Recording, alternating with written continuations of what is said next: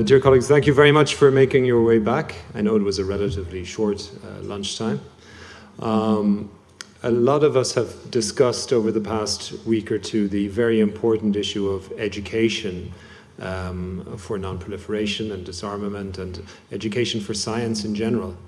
It's a topic that's come up in various sessions in one way or another, and we're delighted to have with us, despite her very busy schedule, Ms. Marga Goal-Soler, who's going to speak to us about this very important topic of training the next generation of science diplomats around the world.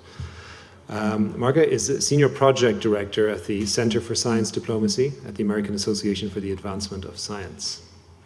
Before I give the floor to Marga, just a couple of reminders. We will be resuming our visit schedule this afternoon. So for those who haven't been to the IDC Operations Center or the IMS facilities, now is your opportunity.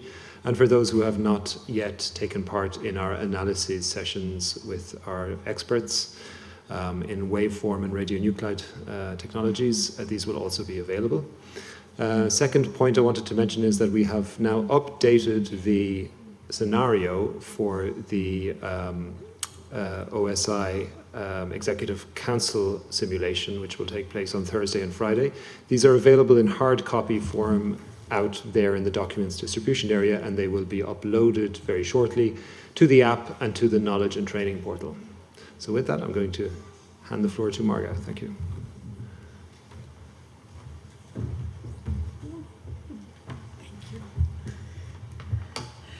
Good afternoon. How are you? Good? Hi, I am very excited to be here. I want to thank Keegan and everyone in CTBTO for inviting me. I wanted to come last week to speak to you, but I could not because I was in South Africa, and I will explain why and who also was in South Africa with me last week. But I think we covered a little bit of what AAAS is and does, because you've seen some of my colleagues. Last week, Dr. Bill Coglaser was with you in the high-level session on Friday. And also this science diplomacy conversation has come up a number of times, as I'm told. I was following on Twitter the conversations and the discussion. I could not watch the video because the bandwidth in South Africa, where I was not optimal for live stream.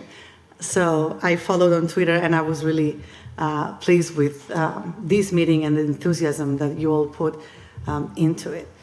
So I'm going to talk about training. I think this topic has come up, as Corman mentioned, quite a few times, and training specifically for science diplomacy, meaning how do we get scientists, engineers, and technical professionals into the policy world and into diplomacy mechanisms and conversations, and how do we get the diplomats to understand the science and to want to have the science into the diplomatic instruments and tools.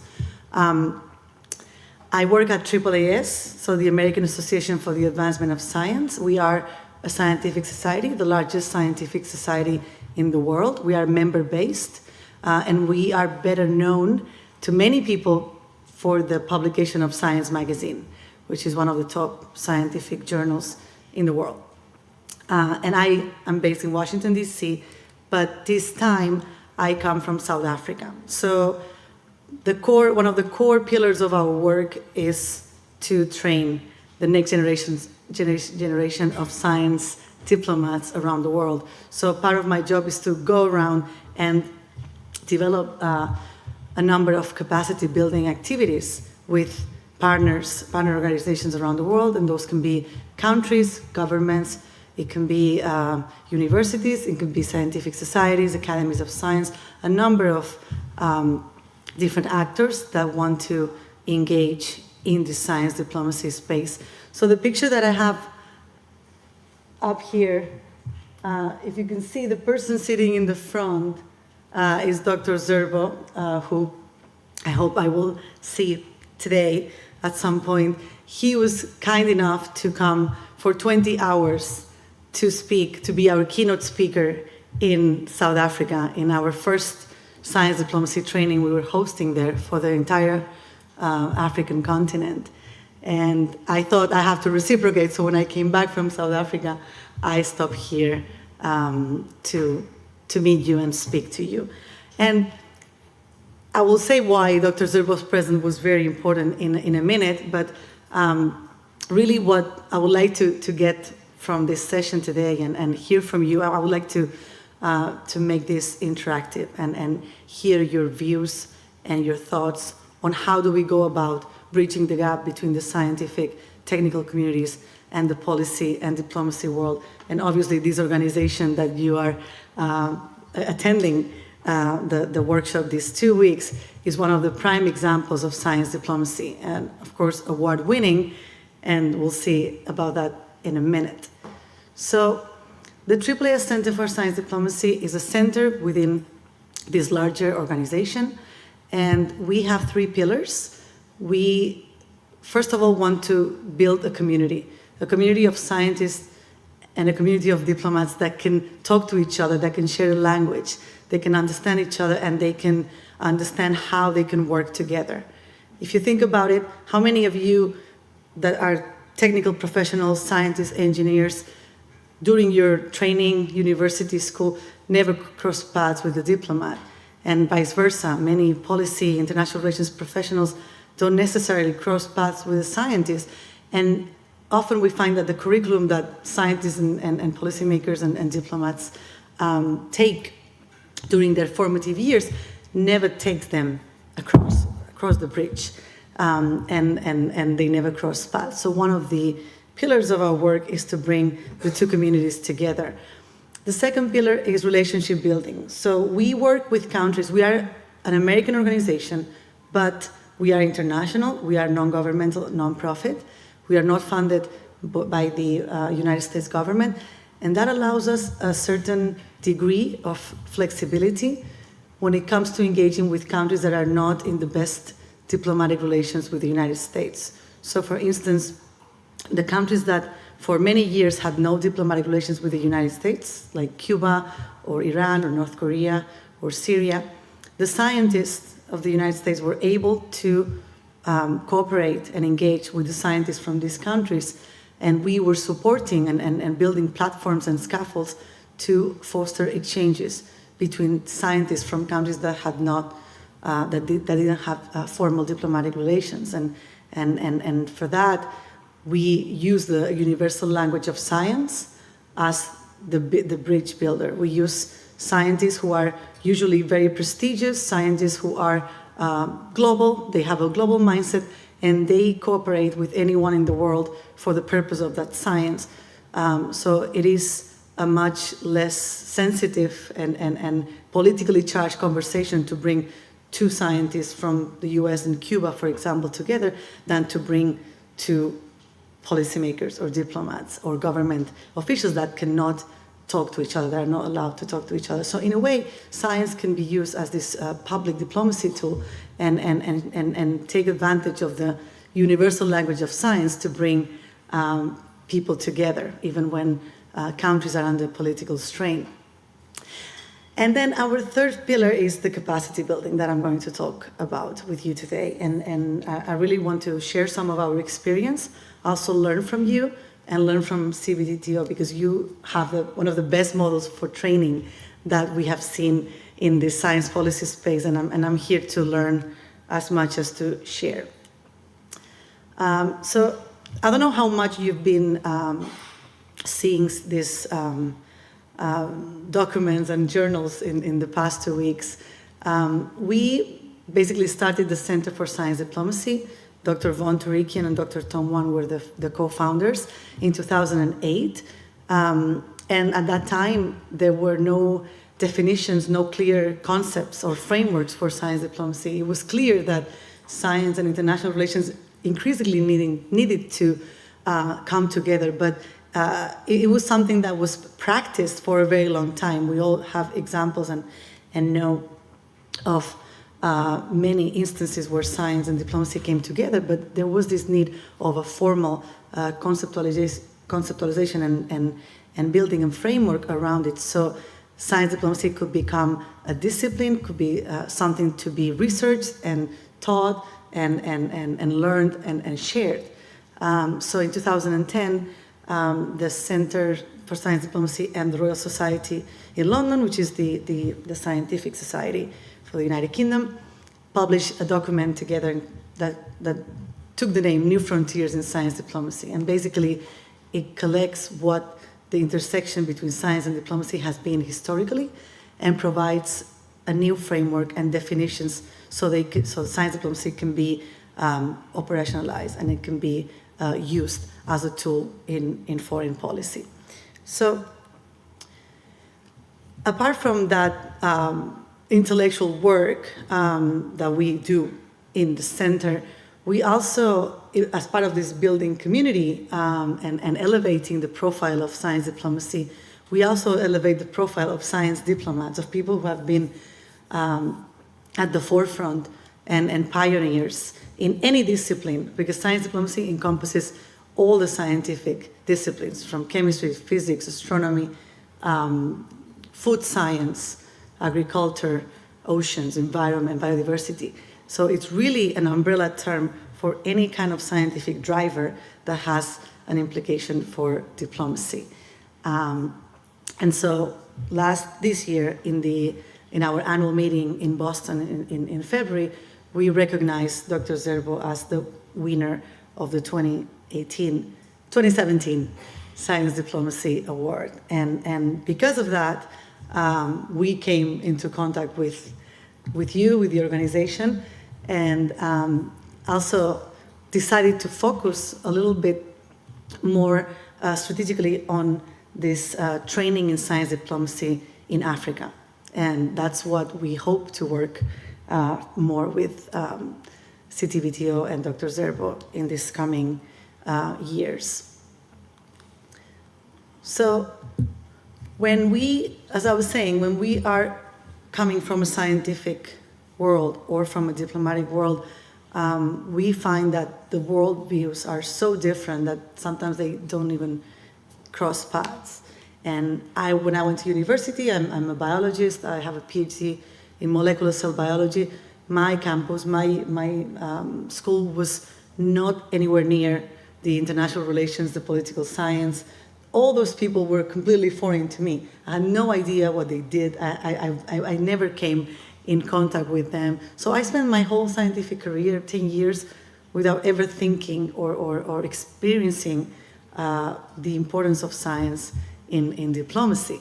And I know many of the other, on the other side, policy people and diplomats don't have any scientific subjects in school. They don't really explore the scientific implications or the underlying technical aspects of underlying international relations. And so that's what we're trying to change, but it's very hard. As you see this slide, it I think illustrates very well how different these two worlds are and how important it is to create those spaces, to bring them together as you're doing here for these 2 weeks at the symposium. And I don't know how many of you are scientists. I think there's more in the policy side in this group, but scientists are very unhierarchical. They like confrontation. They like challenge. They like risk. They experiment, and if something doesn't work, they discard it. And they don't like to be told what to do, and they don't like to be told what to say. And they don't follow protocol very well. And that is a problem when they, come into a room like this and try to be diplomatic. And sometimes they say things in a way that is not very well received on the other side. And so that's why we need this training, and we need to bring both communities together to understand when and how the scientific input comes into the diplomatic process, and what is the best way to convey the scientific information, to convey uncertainties and risks, and the power of the scientific method and empirical experimentation. So when I was doing my PhD about 7 years ago, I remember I had this idea in my mind that someone going into science advice or science diplomacy, a scientist trying to provide input into a policy process was someone who was very accomplished, a senior scientist with a PhD, with publications, probably a tenure track or tenure professor. And then when that scientist was established and legitimate as a scientist, then the scientist was called to expert panels, to advisory boards, to write assessments, all of that. But it was always kind of at the end of your career. So when you've done your scientific part, now you can be an advisor, you can be you can have a different role in the policy process. What we're seeing in the past 5 to 10 years, since this concept of science diplomacy was brought into the forefront, we find that young people are actually the most excited about science diplomacy. Young people, early career scientists, young diplomats, students, they are the ones who are asking for engagement in a way that we hadn't seen before. Scientists willing to support policy, to support evidence-based or evidence-informed policy, because we are in a world where science and facts and data are often not listened to, right? So there is this energy coming from the younger generations trying to get into or break into science policy, science diplomacy careers, pathways, and we find that there is no clear path for that to happen. So from the old paradigm, coming to what I'm seeing today, what we're seeing today in terms of who comes to us, what the interest is, and the really volume of interest that we're seeing, is that first is the fact of the system, of the market, meaning that scientists, most of them, unfortunately, maybe they did want a scientific career, being a professor in academia, but the reality is that more and more the available positions for a scientist to be in academia and become a professor are shrinking. And it is increasingly difficult for someone with a PhD to stay in academia and become a professor. But I think that's a good thing. I think we need scientists everywhere in society. We need scientists in industry, we need scientists in policy, we need scientists in diplomacy, we need scientists in communication, in NGOs. Everywhere, all sectors of society can benefit from scientific thinking, from scientific input.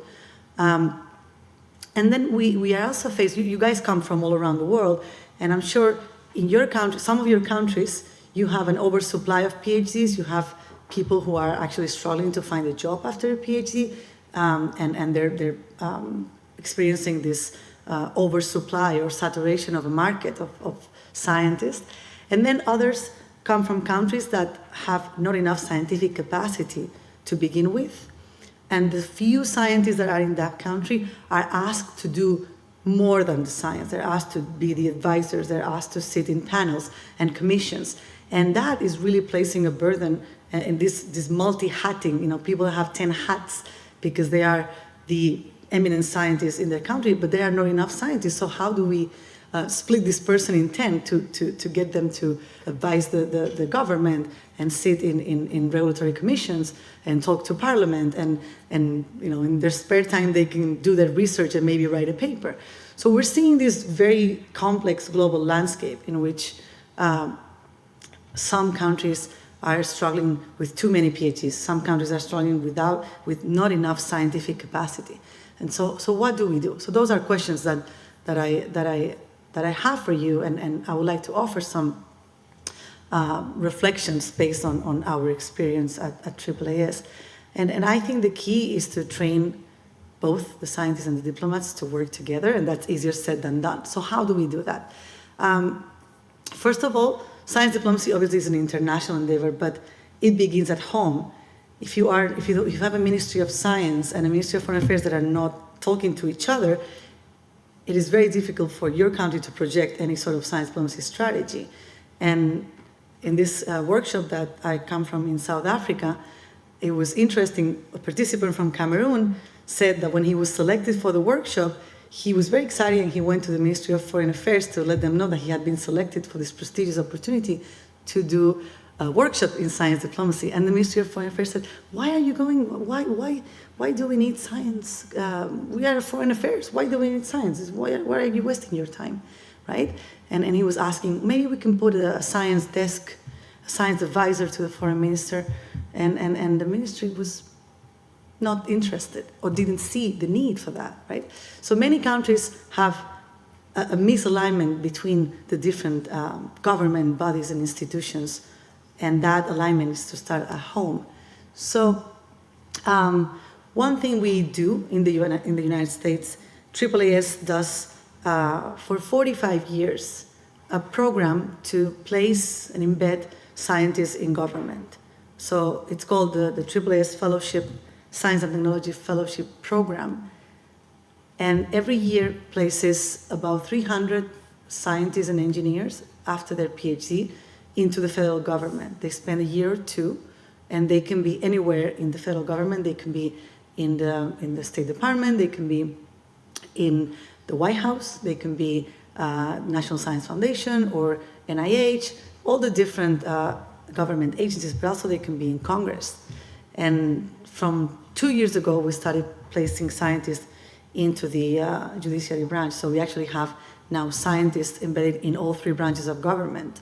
And this is a pioneer program, as I say. It started in the 70s, but now it's been picked up by other countries around the world, and we're working with countries that are interested in replicating this idea to support them in developing this model, because it's very difficult to come from completely different world and try to get scientists and policymakers to work together and understand each other. There must be a process of training, and for that, fellowships and traineeships and internships are the best, we see as the best tools to achieve that. Because it's not the same to call scientists for a 2-day meeting and, you know, they leave their recommendations, they debate, they advise, but then they go back to the lab, they go back to university, they go back to their world, and whoever is left with the recommendations is not the scientist, it's someone working for the commission, but from the UN agency or from the government. And there is no boundary platform or boundary person. We like to call them boundary people, because they can translate this very complex scientific information on any topic for the policy process. And that doesn't work if you call the scientists for 2 days a year and then they go back and they leave you with a report. So scientific information and scientific data don't magically make their way into the policymakers' mind. And we've seen how academies, many different bodies, advisory bodies around the world produce very lengthy, very, very good, very important reports. And those reports are never taken up. So there's this supply-demand balance. How do we make this scientific input in policy more effective? And we think it's not by information transfer, but by people. So instead of putting a report on someone's desk and hoping they will read it, you actually send someone for a year to sit in a government office, to sit in a congressional office, in a parliament, in the member of parliament team. And that person, being a scientist and thinking like a scientist, will change the mindset of the policy office. And so we think that people are the vehicles of information and not reports and pieces of paper. And so, as I was saying, if any of you in your countries are interested in thinking about these mechanisms for bringing scientists and technical professionals into the government, and this can be tailored and adapted to any model that suits you. Some countries prefer scientific input into the legislative process, so there's a model for science in parliament. for instance.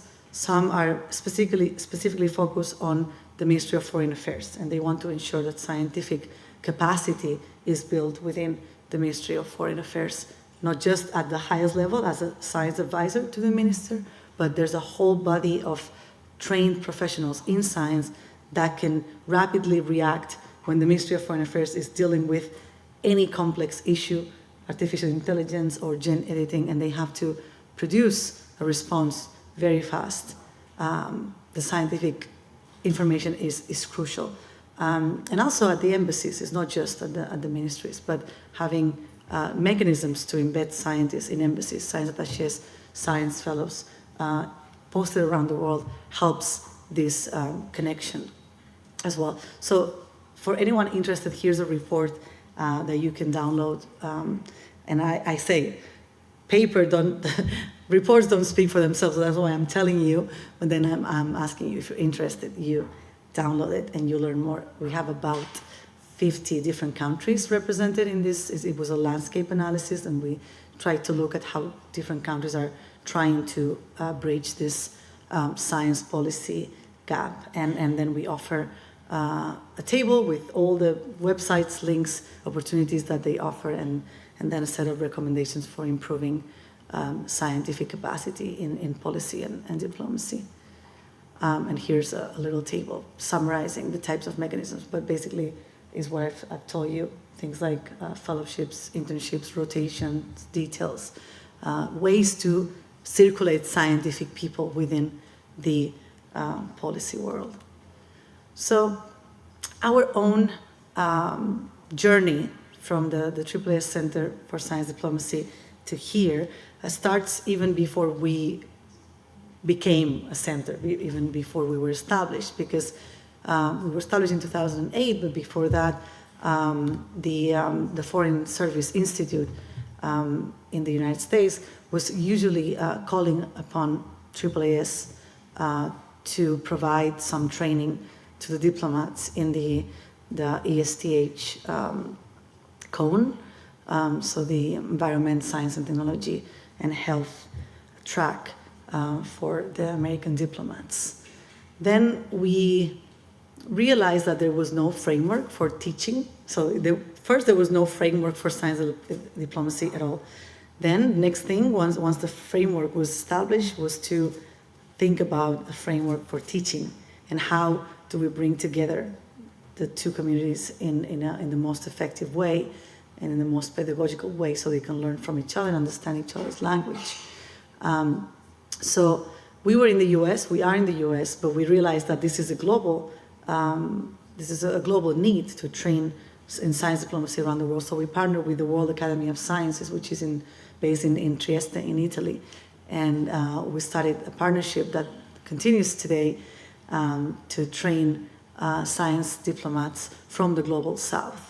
So it was interesting because first, instead of training people where we were in Washington or in the United States, we started with training, developing these trainings in the global south in partnership with TWA. So we have an annual course in Trieste every summer, and now we've started rotating in the different regions, and that's the one I just come from in Africa. So South Africa hosted the first regional science diplomacy course that only accepted participants from sub-Saharan Africa. And then every year we will be rotating. So next one in Alexandria for North Africa, Middle East, then South East Asia, South America, and so forth.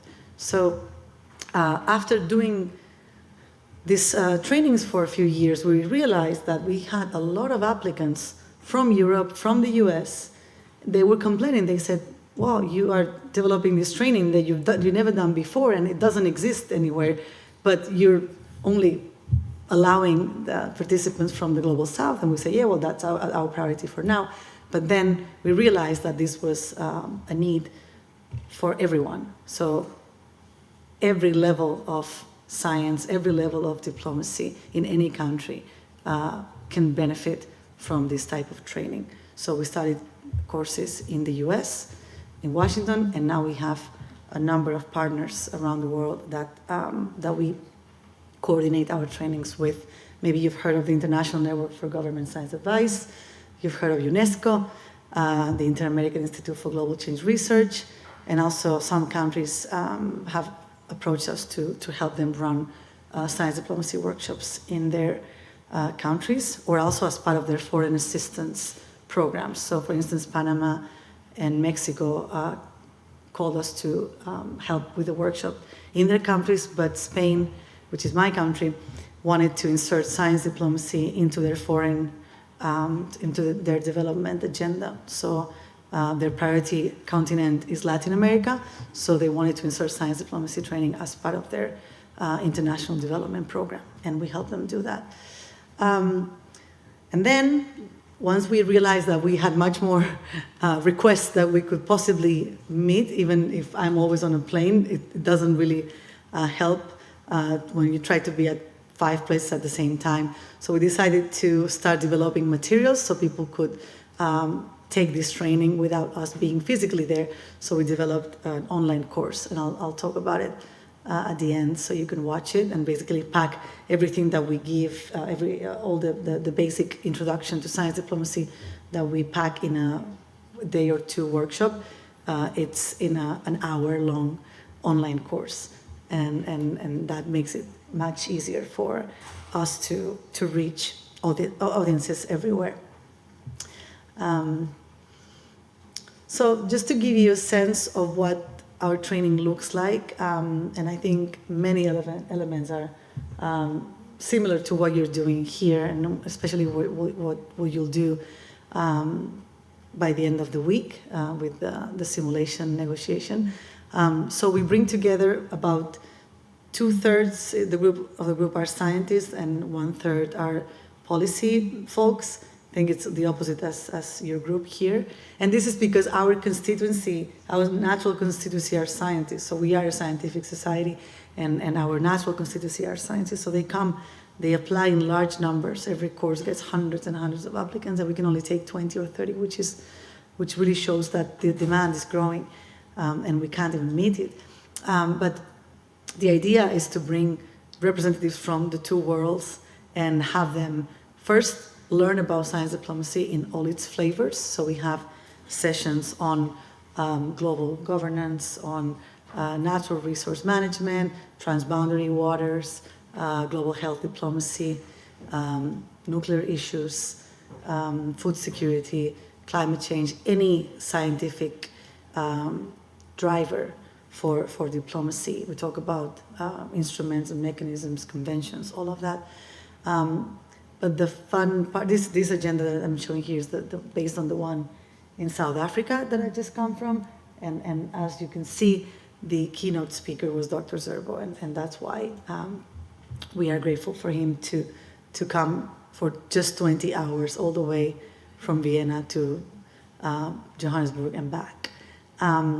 But that was really important to give a push to this idea of regional networks of science diplomacy in the different continents, because obviously when you look at a region and focus, the issues are all much more similar and shared challenges than if you take the whole world and try to prepare a course for a global course in all scientific issues and diplomacy. It becomes too broad. And the most important part of the course is what you're going to be doing from tomorrow and Thursday, Friday, which is the simulation negotiation. It is really funny to see scientists in this space and putting themselves in protocol and trying to be and represent a character and a position that they don't agree with, and they struggle because they are used to saying what they think, to be confrontational and challenging, and now they realize that they have to stick to a script, that they have to follow protocol, that they cannot speak when they want, that there is an order and a turn, and if it's not your turn, you can't just stand up and scream, although it sometimes happens. It is really interesting to put them in each other's shoes, and to put the scientists to experience what it's like to be a diplomat, to represent a nation to represent the position, even if you don't agree with it personally, and people experience this cognitive dissonance, because we also give some fun, but sometimes really challenging characters, and people have to make some ethical and moral transgressions, and it really helps them realize how many competing interests in the policy process are, and that science doesn't dictate anything. And even if scientists think, oh, well, this is objective solution I know science tells me what should we do in this situation. They realize the political, the economic, the societal competing interests, and why scientists many times, and more often than not, science doesn't win, even if scientists can point at direction to go. And so it is, to me, the value of what you're doing here, and that's why I'm really looking forward to spending some time with you and learning about the CTBTO training model, is how well developed this simulation that you're going to do is, and how this can be a model for other scientific disciplines that also want to engage in science diplomacy training. Because we could have a simulation on the World Health Assembly, we could have a simulation on the CERN negotiations, simulation on the ALMA telescopes in Chile. All those scientific infrastructure are actually diplomatic treaties, and the scientists don't know. And the scientists, they just see the galaxy, the astronomy, the astrophysics, and they, of course, fighting for telescope time. That is a diplomatic issue. Who gets telescope time? Who gets more? Who hosts? Who pays what? Who can be part of it? What happens if you don't pay your dues? All of that is a diplomatic process, and scientists are not always aware that diplomacy is a fundamental part of scientific advancement. And then the other way around, science is a fundamental element in diplomatic negotiations and conventions, especially when it comes to management of the global commons and transboundary resources and conflicts. So most of they say the conflicts in the future will come because of water.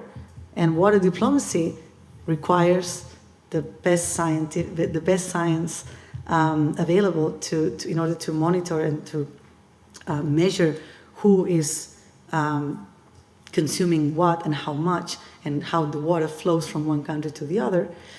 So all scientific disciplines have a diplomacy dimension, and obviously global health, with the spread of pandemics, anything that doesn't respect borders and flows from one country to the other becomes a diplomatic issue once it crosses to the neighboring country. And so that brings me to you here, and obviously the CTBTO is one of the most important examples of the need for science and diplomacy to be completely integrated for its success. So I didn't want to speak too long. I wanted to get your reactions, your questions, and discuss a little bit. And I just leave you with this video, as I promised. This is the online course. It's an introduction to science diplomacy. It's 1 hour. It's free. You can watch it on the plane, or you can watch it in your spare time. It's not an assignment, but it really gives you a flavor for all these aspects of science diplomacy that I mentioned, and a lot more that I didn't have time to get into details. So if it's okay, we can open the floor for some discussion. How are we doing on time? Yeah? Yes. Thank you very much for your presentation. I'm Stephen Herzog from the United States, and your points are well taken, particularly for me. I'm at Yale University now, and before that I was at the U.S. Department of Energy doing international science diplomacy and training, supporting the CTBT. But one thing that I noticed, and I very much appreciate your points, is that a lot of the points you made today were kind of at an institutional level about things that can be done, about implementing training programs, or also, which are good, about fellowships and training opportunities, which are, of course, a fantastic opportunity. But as you mentioned, they're not always so easy to obtain, with sometimes, as you mentioned, hundreds of people applying for 20 slots. And we have a room full of people here, many of whom are in the beginning stages of their career or just a few minutes in and getting involved with this topic. And so if you were to say to, for example, a scientist who's here, who's learning about the CTBT policy for the first time and getting interested in it, or a diplomat who's learning about the CTBT technology for the first time and just getting interested in it, besides kind of training and fellowship programs, what are some kind of things that you think people may be able to do in their day-to-day professional lives in order to keep the conversation going to integrate science and diplomacy? Thank you very much. Excellent question. So at the individual level, and that's where we're seeing this energy and this momentum from the early career scientists, diplomats, individual folks that come and say, well, I would like to get involved in policy discussions, policy process, but I don't find the avenues. Oops, I keep hitting the mic. I cannot find the avenues on these formal training programs because either they are oversubscribed or I have no funding to attend. So some of the skills that can be cultivated in preparation for that switch, if you will, or transition. If you are a scientist and you want to get involved into in the diplomacy world, most important is to expose yourself to the realities of policy and decision making. Expose yourself to the competing interests that I was talking about, and understand the global geopolitical dynamics that affect almost every decision and every relationship between countries, and then try to adapt if you're trying to speak to someone, so practice your communication skills should always be targeting what the other person wants and needs, what their agenda is. So if you are defending climate change and you're talking to an administration that is not sympathetic of climate change, throwing science and data and facts to that person will not change their mind. They will never change their views because their competing interests, which are the political, ideological, economic, all of that will never be overridden by the scientists. So no matter how much evidence do you provide, that position doesn't come from a lack of understanding of the science, or not like these people are ignorant, which is the argument that it's made sometimes. It is really that they have another agenda and other competing interests that scientists have never been exposed to. So when they try to effect policy, they are not successful because they don't understand those competing interests. So communication skills, understanding the policy process, understanding the competing interests, and one of my colleagues always says, diplomacy is putting your agenda into someone else's agenda. So how can you craft your message, working on energy policy, working on health policy, anything that you come from the scientific and the technical side, how do you get the other person interested is by speaking to their agenda and finding the way, the points of intersection with it. So one of the I think, biggest challenges in supply demand of science in policy is this deficit model, thinking that my interlocutor is just not well informed about the science, so I just need to keep throwing data and information at them until they are convinced, and that's not the way it works. I would encourage the technical side, so the scientists and the technical people, to try to get as much exposure to that through internships, through any broadening perspective experience outside of that laboratory or university. But another challenge that comes on top of that one is that the incentives in academia are not aligned. So there are no reward system for someone that is in science to venture out and try to broaden or expand or influence or impact any other domain. And because those activities don't count for your tenure, career, whatever, right? Because the only things that count for a scientific career today is to have papers and to get grants. And to get grants, you need papers. And to make more papers, you need more grants. So it's a circle. It's a cycle that doesn't really embrace this broadening of perspectives. So I would say also start changing the incentives from the research agency's perspective. If you change the money, everything follows. Change the tenure track system. Allow your scientists to go on these detailed rotations. Allow your scientists to come here. You know how many people are accepted into workshops and they get blocked by their PI, their laboratory head, their professor, because it's a waste of time, because that is not going to get them either grants or papers, right? So change incentives is a very big problem, and every level has a stake in it, and it needs to be tackled. But at the end, I would say change the money, and then change the incentives, change the rules, and recognize and reward people for engaging, and not punish them for wasting their time outside of research. So that would be one advice.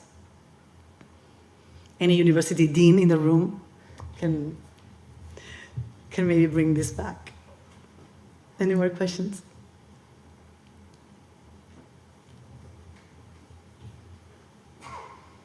Yes. Hi, my name is Carlos from the United States. Have you seen any examples of people or institutions that have managed to break out of that cycle and really broaden that perspective? And if so, what are some tips that you could issue to institutions that might want to do that but don't know how quite to go about it? I've seen many universities trying to embrace this, because at the end it's a multidisciplinary, transdisciplinary training. This is what you have to do. You have to break the silos and bring the walls down and allow the IR students speak to the chemists, because if they never cross paths, you have to design a new type of curriculum. So interestingly, what we've seen is that grad students all around the United States, they wanted to get into science diplomacy. They didn't find that their home department and their faculty were ready to provide that, either because of this misaligned incentives, but also because they didn't know how. So they started to create these student clubs and student groups, and they designed their own curriculum. So they went to the Faculty of Law and say, okay, you take this class in international law to understand the High Seas Treaty and the Antarctic Treaty and all sorts of global governance. Then you go to political science and you learn about politics, and then you go to diplomatic academy and international relations, and you learn about that. And then they kind of sell, it's like build your own venture kind of thing, and they were very entrepreneurial, and so now there's groups in, I think I have a slide. Yeah, I was waiting for that question, exactly. There's groups in Dartmouth, Penn, of course, Harvard Kennedy School. So a lot of the traditional schools are, they have programs, science and international affairs, or the School of Foreign Service at Georgetown. They have some programs like that. They just didn't call them science diplomacy. So now we're trying to see how we bring everyone together under the umbrella. And then we have like international universities, like University of the Arctic. It's not within one country, but it's a large organization that now it's embedding science diplomacy in the Arctic as part of their core training. Also, we have Rockefeller, Fletcher School, obviously. So both in the biggest foreign service schools in the US and also some of the greatest scientific and top science universities are embracing this. So we've collected them in this website. So AAAS.org CTBT. It stands by Science Diplomacy Education. So we have a list of groups that are self-organizing, if you will, resources, materials. So for instance, we play a simulation game on the International Convention on Mercury, the Minamata Convention, and that material is on the website. You can download it and you can play it. It was actually developed at MIT, so it's really not owned by us. We don't really develop our own material, but we collect it, and anyone that wants to run a science diplomacy club can download the materials and organize. And then we bring everyone together at our annual conference, Science Diplomacy Conference, which this year is for September 14 in Washington, D.C. Anyone in the room that's in the U.S. or East Coast, close to Washington, you are very welcome. I can give you my card and or any of those websites that I've shown you lead to our conference banner. And September 14 is where we bring all the science diplomacy together, including with a very important emphasis on the universities, because that's that we think will be more effective in trying to change and transform the mindset. I've had experiences, joining a school as faculty and trying to do it from there, and I realized that the politics of the university can be worse than the real politics, and it's just sometimes impossible to break some of those silos. So we are doing it from outside. We're trying to work with everyone. So those universities are just a few. We're working with many more. And we're trying to do it from outside because we're kind of in the middle, more neutral, and see how they take it up and expand it. So you're welcome to join us, September 14th. Yes. Hello, I am Muhammad Qasim from Pakistan. So I want to ask, are you working on to develop some university student modules to offer as a curriculum in their master or graduate studies? Right. So that's the goal. It's still early stage. The idea would be to co-create everybody that's doing it. So these universities in the slide here, they're all doing environmental diplomacy, for instance, or water diplomacy. They're already doing a lot. So it's not about reinventing the wheel. It's taking the bits that are most relevant from each of these programs and creating a maybe virtual science diplomacy curriculum. And we started with this online course, 1 hour, and also the idea is to develop more specific modules on the different issues. But it's a very slow-moving process. It takes time to mobilize, especially to develop materials. That is very, very time-consuming. The materials we're using for this Mercury negotiation took 6 years to develop. It was someone's PhD thesis that went to all the negotiations and studied and interviewed all the members and the negotiators. So it's a very slow process, but we're hoping to get there.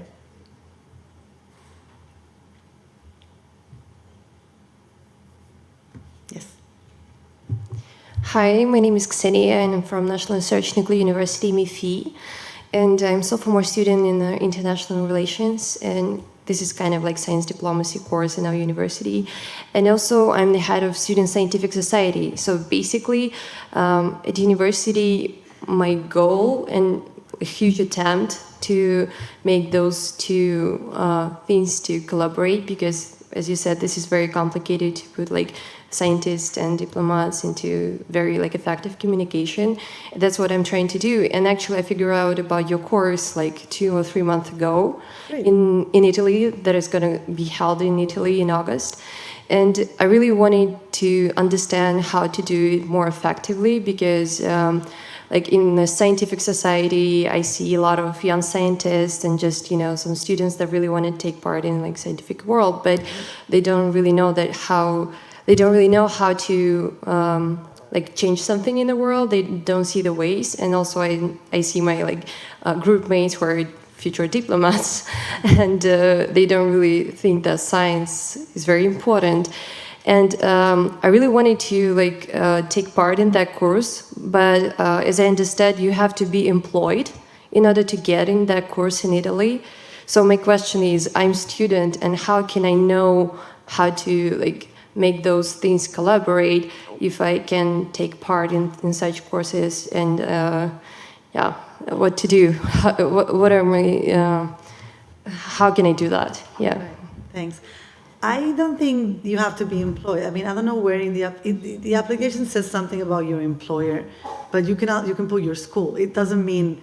Maybe we have to rethink that question in the application because it's not.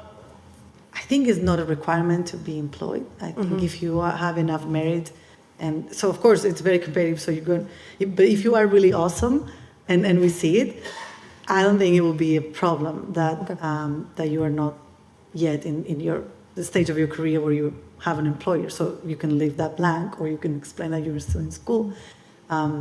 But I would say, as a general rule, we get many more scientist applications than diplomats or international relations.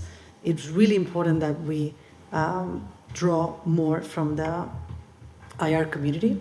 And so anyone that applies from that side of the equation, I think has a good chance, because we get, 200 chemists, 300 physicists, and you can't have like scientists talking to each other. You need to have scientists and diplomats talking to each other.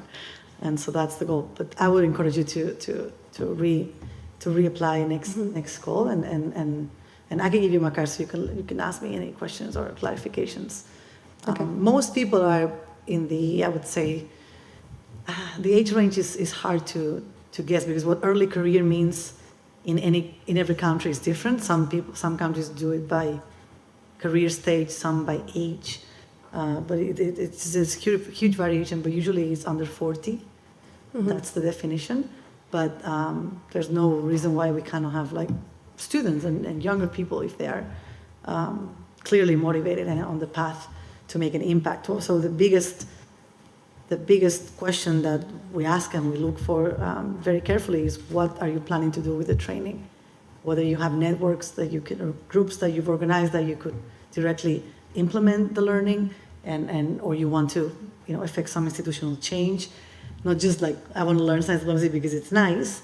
It's like, I really have a platform, and I can directly come back and action something and have this multiplier effect. So that's the goal. But yeah, thanks for your interest, and I really hope you apply. Yeah, thank you. Yes. My name is Agok. I'm from South Sudan. Hi. Given your lecture on science diplomacy, I come from a region that is, we survive on the Nile water. And it encompasses about 9 countries. Yes. The life of almost 300 million people. And it is a center of conflict between the upper and the lower rivariant. But I believe we are solving it mechanically through diplomacy with the less knowledge of science. But given your talk on discussion, your collaboration is more with the Western universities, as you have shown. When are you going to have collaboration with other universities in the region where I come from, like University of Nairobi, University of Juba, Makerere, Addis Ababa, Khartoum, University of Cairo, University of Dar es Salaam, where they are in the center of this kind of a dispute that has less scientific knowledge, which are being managed more politically or diplomatically. Therefore, there are a lot of stalemate they are in. Thank you. Absolutely. Excellent question. Yes. So that's the direction we want to go. Because we are a scientific society, most of our counterparts in other countries are academies of science or scientific societies like us. So our natural partners come first, as in they are eager to partner. So we've partnered with the African Academy of Sciences, the South African Academy of Sciences, for instance. And for the workshop that we just had last week, they were our host in the continent. So basically they were giving us the infrastructure, but also they were looking for applicants and candidates from the continent that come from all the universities that you mentioned, right? So now these participants that have gone through the program become ambassadors of the program, so they go back to the universities and start thinking and talking about starting some sort of science diplomacy initiative in the universities. So basically the Academy of Science works as a first aggregator, if you will, because you don't work with one university in one country, you work with an academy, and especially the AAAS, so the African Academy of Sciences, represents the entire continent. So so having that first sort of high-level partnership then allows us to distribute the message, if you will, more efficiently. And then if individual countries or universities or governments, it doesn't matter. We work with any counterpart. We don't have, because we are non-governmental, non-profit, we are completely independent, and we work with anyone that wants to have a science diplomacy training. So that's the reason. It's just that it's in progress, and we just started, but having a counterpart like an academy helps us reach very fast a number of people in the continent, better than if we went to University of Nairobi and we did one training there, because the reach would be limited to that particular university, or even a few universities around, but not the whole continent. But yes, the point is to go in that direction, and hopefully in the future have the same initiatives. Yes, I mean, you're seeing everyone mentioned in this slide, except the University of the Arctic, is in the United States. And so we have them all, they are all our neighbors, and it's easy to talk to them and meet with them in a daily basis. And I can easily go to Philadelphia, or I can go to New York, but I cannot easily go to Kenya or Rwanda as much as I would like to. So that's the next phase. Are we done? Sure. Thank you so much. I really enjoy being with you, and I look forward to some more discussion.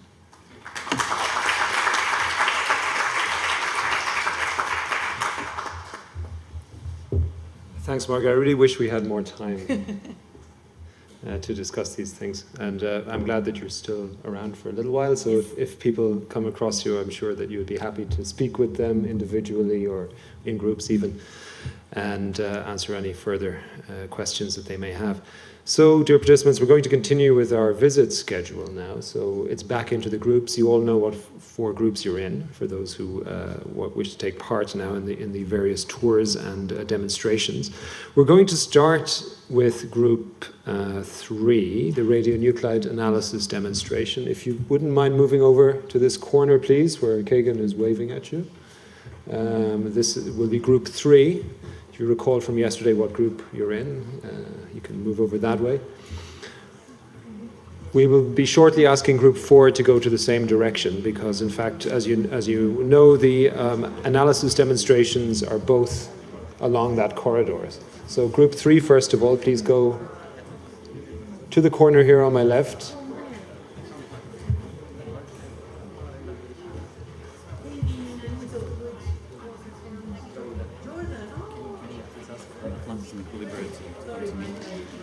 And one extra note, those who are playing the roles of Atlantis and Equilibria in the simulation, please come up to the podium where I am for a quick word with our facilitators.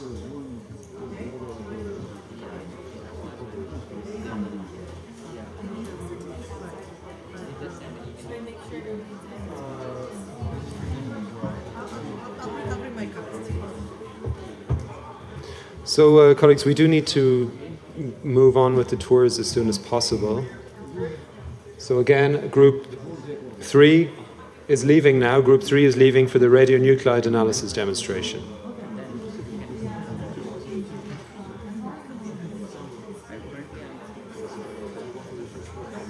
So group 3 has left for the radionuclide analysis demonstration. If you're part of group 3, just continue out there and go to the left. So can I now ask group 4 to please gather in the same corner? Group 4, who will be attending the waveform analysis.